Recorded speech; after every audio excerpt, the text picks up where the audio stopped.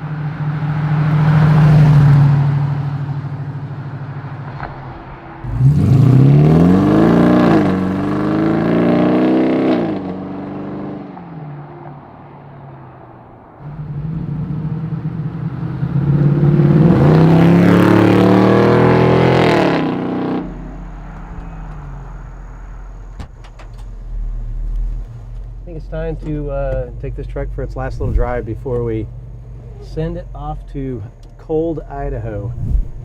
Customer lived in Arizona, then they moved to Idaho for some work, and so now this thing's getting ready to head up there and freeze its tushy off, but not us, we're staying in Arizona. So I want to take this truck for a drive and just kind of talk about, you know, some of the things we did to it. This is not an over-the-top suspension crazy, all the things you can possibly do to a truck. It's actually a little bit more reasonable build as far as what someone else might be able to do. Now, we did rebuild the entire truck, and there was a lot of rust, and so there's a lot of stuff that was kind of expensive to fix and repair on it, but it's 100% and it's a great driver. When we first got this truck, it was copper, it was a long bed, it was from Texas. It was in pretty rough shape, a lot of rust, a toolbox on it. It had definitely been used. But it's an original truck from the family, and so they kind of thought, you know, they'd keep it, fix it up a little bit. And as always, it always costs more than everybody thinks to get them to where you want them. But at the end of the day, it turned out to be a fun little truck. We converted it from a long bed to a short bed, just so that the money that was put into it would be a little bit better return than having a long bed. So if that's something you're working on and you've got a long bed, maybe consider cut the frame down and put a short bed on it, and it'll increase your value substantially. It'll at least increase the value, the cost of the short bed, and at the same time, you won't lose as much on your build, and it looks a little bit cooler too. So we did just a mild 2.4 drop on it. We did use the CPP lowering kit to kind of get a little bit lowered look, but we also didn't want to go for a slammed look. We didn't want to C-notch anything, and we wanted to make sure that everything was still drivable.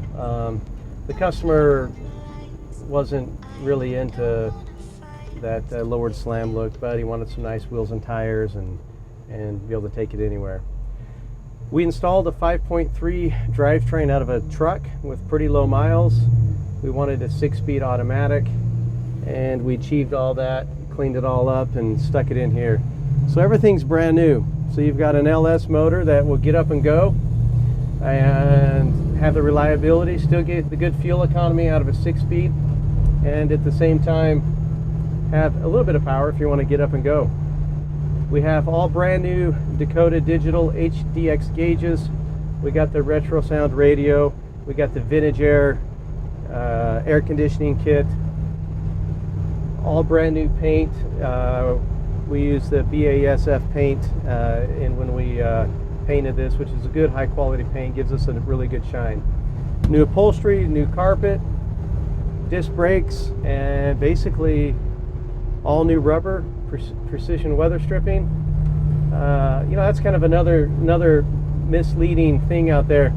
Not all weather stripping is created equal, and we only use the precision weather stripping products. The seals are a little bit softer, a little more pliable, and they seem to fit. We've tried to use some of the other brands of weather stripping just to put a windshield in. It can be difficult, and so it kind of rolls out and won't stay in like it's supposed to. But the precision weather stripping fits about as good as anything out there. So really, there's not a lot of like crazy gadgets on this. It's pretty comfortable, it rides nice. We do have a new steering column that we installed, and in this steering column we use the Flaming River version. We love I Did It, but when we're doing the C10s, we learned quickly that the C10s can be really quick right in your chest, and you don't feel like you got enough room. And with the Flaming River, the tilt column shift is actually 2 inches shorter on the cone, which allows us to push the column 2 inches deeper into the dash, which makes a huge difference when you're driving it. We've got kind of an OEM look on the steering wheel, but if you notice, it's smaller by 2 inches. This is kind of the new 15-inch steering wheel, and so it's not so big, and so, you know, it's a little more rigid. Pretty cool. Definitely a little easier to drive with than feeling like you're driving a school bus. The air conditioning works really good. We're staying nice and cool in here, and we've got Bluetooth radio that if we were to kick this on, we could listen to the retro sound.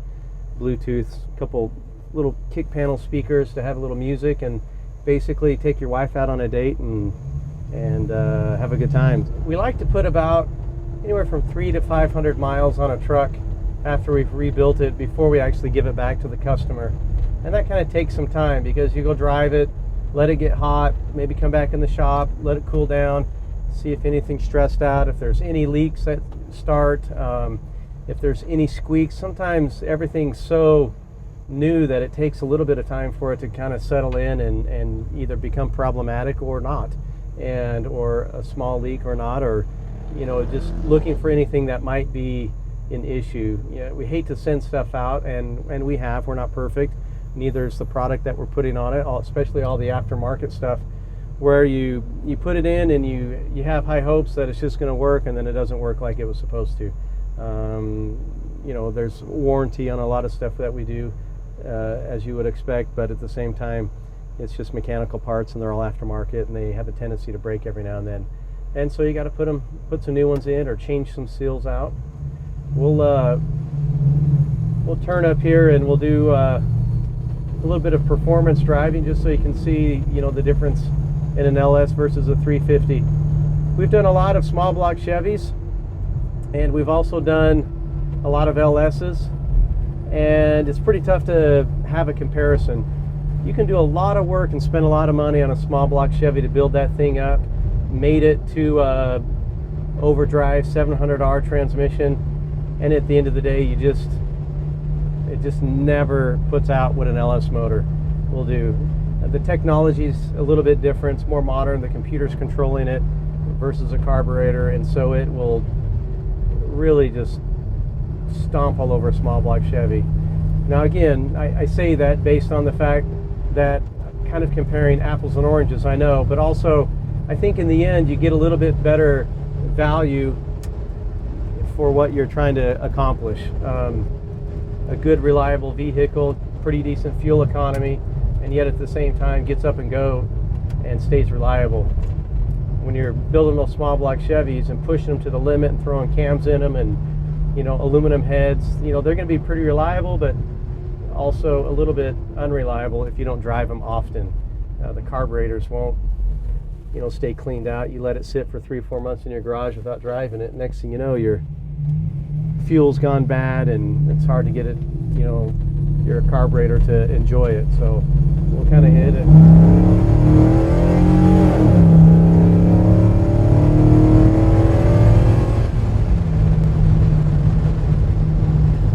So again, that's just a little 5.3 LS out of a truck motor. We use the truck intake on here. It may not be the most attractive looking as we swapped it out for a car, but it does give you a little bit better torque when you're taking off, and the truck motors, the intake that they have on it is designed that way. A little bit more torque than the cars. There's a lot of things you can do with an LS. You can put a cam in it, you can increase the horsepower. Very reliable motors, very stable, very, you know, just killer motors, and they've done a good job over the years. GM has it, just producing a motor that's just, you know, proven itself time and time again, which is substantially different than what Ford has done. Until recently, Ford really didn't have anything that was super spectacular. They had some old 5.0 fuel injected motors that were okay, but nothing that you were just like, man, I got to tear out my old motor and put that in. Where the LSs and some of the, you know, the original LTs or the LS ones, they've kind of been a staple as things have been advancing for fuel injection. And so Ford finally came out with their Coyote motor, they call it, their 5.0 dual overhead cam motor. And at the end of the day, that finally has been the one that, you know, people are pulling and swapping and kind of competing with the LS motors, which is good because now you got less people putting LS motors in their Fords, which I'm very against. Just like I wouldn't put a Coyote motor in a Chevy pickup truck, but maybe just to piss a few people off, but that's about it. And at the end of the day, you know, you're increasing the value, in my opinion. A lot of people are kind of getting away from carburetors. Of course, there might be the carburetor lovers that are saying, what is he talking about? But it's just because there's just not a lot of people that know how to work on them anymore. And so the people that want to drive these things are not mechanics. Most of them have a little bit of money and can't turn wrenches. And so they're looking for reliability, performance, and just be able to cruise around. So, which is what an LS motor will do. So which honestly is not a bad thing. That's what people want. They actually want to drive their classics. Over the years, people buy a classic, sits in their garage, their wife's pissed off, get rid of the thing, you never drive it, it never runs. And so nowadays people are saying, well, I want to drive it. Maybe I want to drive it every day. Maybe that's what I want to do. And so, you know, they're spending a little bit more money, getting the suspension a little bit better, look a little cooler, get some reliability out of the LS motor, and you know, at the end of the day, it's a fun vehicle to drive. There are disadvantages to a classic, and that is aerodynamics. Wind tunnels weren't really used a whole lot when you were building a truck in 1960s and early 70s. It was more about just functionality and serving a job. So even though you got all brand new weather sills and everything's in and all the doors fit good, you still get a few little creaks and cracks and a little bit of wind noise, and that's just going to be the nature of the beast with a classic. If you're striving to be super critical about the noise and wind and different stuff, maybe a classic isn't your thing. You can kind of double up some of the weather stripping and try to really work extra hard and add additional weather stripping, which may or may not be the look you're after when you finally see that done. But you know, it's just kind of the nature of driving a classic pickup truck or car. You know, the trucks don't fit together as good as the cars. It seems like the manufacturers spent a little more time kind of refining the way a car would fit and drive, and like I said, the trucks were just about utilitarian, but not so anymore. Now trucks dominate the market, and they put as much into the comfort of a truck as they do a car. And so there's a lot of nice trucks, and you go buy even a six-figure truck if you feel like spending that much money. They're out there. You can get a big diesel truck, all the bells and whistles, and it's probably going to cost you six figures. So pretty cool ride. We can show you in the mirror right over there. I put the blinker on. You can kind of catch that little blinking light in the mirror. Not sure if you can see it, but that's from United Pacific. They make those stock looking mirrors with the turn signal in there. So that is another indicator to remind you to turn your blinker off. With the Dakota digital gauges, honestly, you get all the data you want. You know, when you're using the Dakota digital gauges with an LS motor, you just basically plug that into, they call it a BIM 0102, I think, but it supplies all the data from your CAN bus and sends all that data from the computer into this little module that sends it to the gauges and supplies pretty much everything. You'll get speed, tach, you'll get fuel, water, temp, and then oil pressure and all that. So it gives you pretty much everything. You can add additional features like outside air temperature. This one comes with a clock. You can add tire pressure monitoring. There's a lot of things you can add to make it feel more like a modern car, but sometimes less is more. And in this instance, and this truck in this build, that definitely fit the bill. So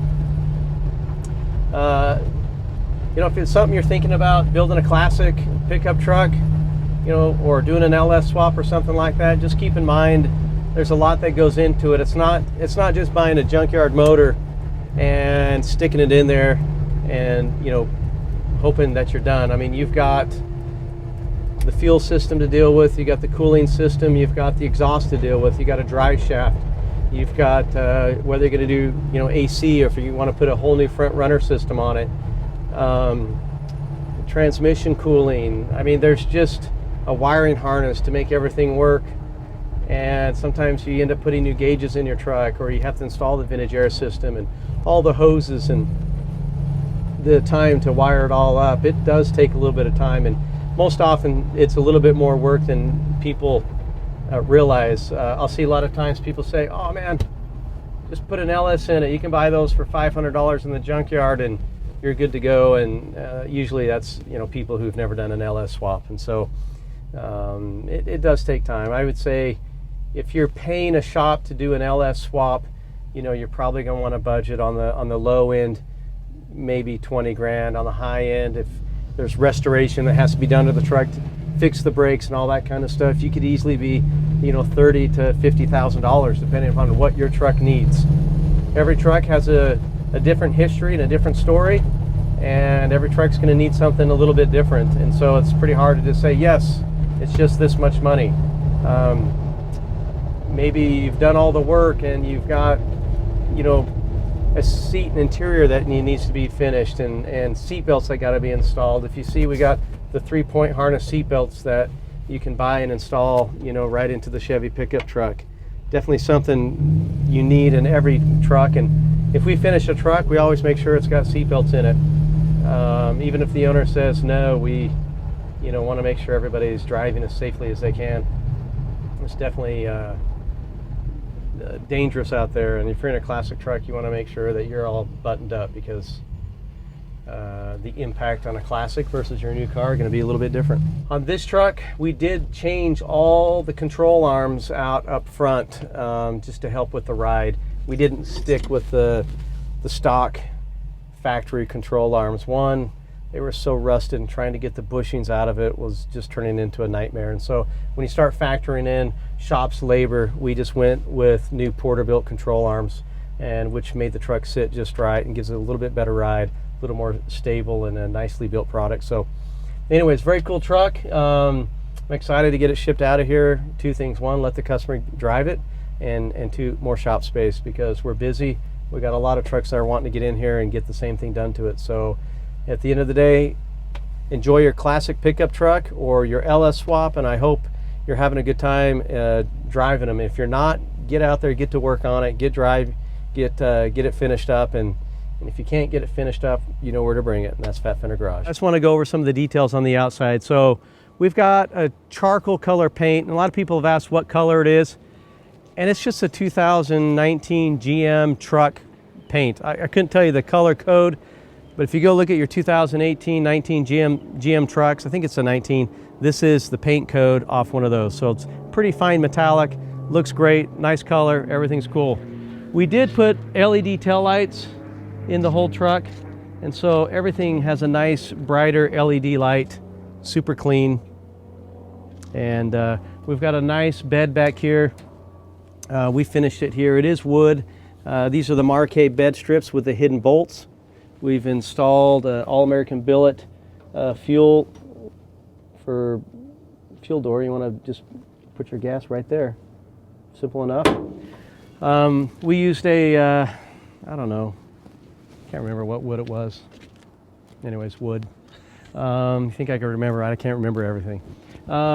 We used the United Pacific. If you look at them, it had the turn signals in it, but they look stock, pretty much all original. These are some cool wheels that we purchased from American Racing. They kind of have that big slot wheel, 20s.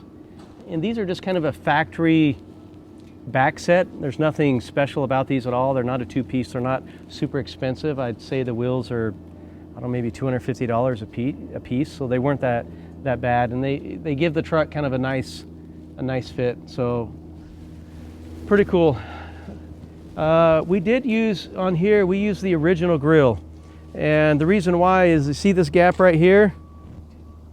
That's hard to accomplish with a lot of the aftermarket grills. They don't fit that good, and so we've kind of learned, if it comes with a pretty good grill, we send it out to our polisher. He'll straighten out all the tiny little dents and defects, and then strip all that clear anodizing off, polish it all up, make it look good, and it just fits better in the end. So that's kind of what we do. We got all new bumpers.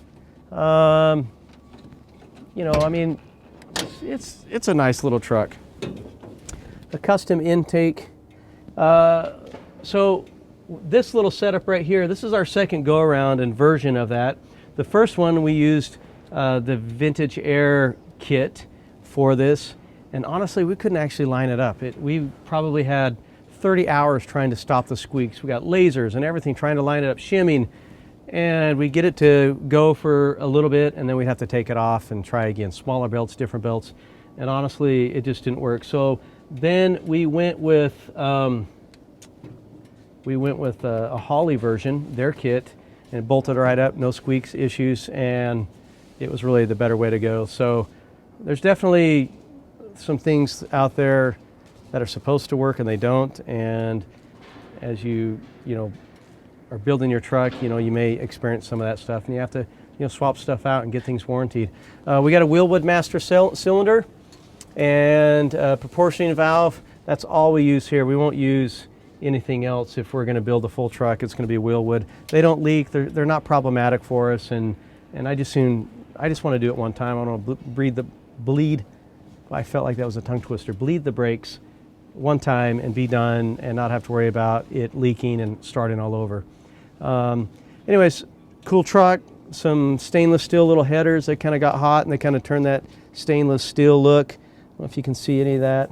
They're not super expensive headers. I'd say they were probably less than $300 for a set of headers, made in China or something like that. A nice big radiator, dual electric fans, Vintage Air AC, and at the end of the day, super nice truck. We use Optima batteries pretty much 90% of the time. Here in our shop, it's kind of a love-hate. It is a good battery, but you got to keep a charger on it. So when we're building a truck, we always immediately, once the battery goes in and power's connected to it, we always make sure there's no draw on the system, and then we put a charger on it to make sure it's going to stay charged. And so we even include a charger. So we've already got this wired in for the customer, and so it just kind of tucks down there, and if he takes it home, he's got the charger. He just plugs that in, and if he's not going to be driving it for a month, then just plug that in and keep the battery maintained. So that's the best thing to do. Yeah, nice truck. It's super fun to drive, and we're about ready to get this out of here. So I hope you guys saw everything you wanted to see on the truck. If you have any questions in the comments, you can ask questions, and we'll try to answer all those and respond to different things. This is a 1970 Chevy C10. It's a cool truck, man. I hope the customer's going to be happy. It's definitely going to be a fun ride. So we're out and on to the next truck. See ya.